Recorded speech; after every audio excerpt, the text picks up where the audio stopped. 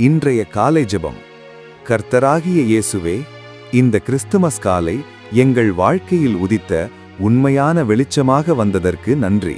இருளில் இருந்த எங்களை தேடி தாழ்மையாய் மாட்டுத் தொழுவில் பிறந்த அன்பின் ராஜாவே, இன்றைய நாளில் எங்கள் இருதயங்களிலும் பிறந்தருளும்.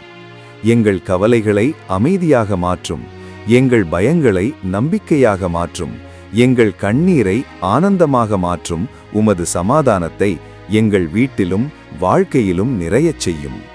இன்று சந்திக்கும் ஒவ்வொரு மனிதரிடமும் அன்பை பகிரும் மனதை தாரும். மன்னிப்பை வாழும் வழியாக மாற்றும் கிருபையை தாரும்.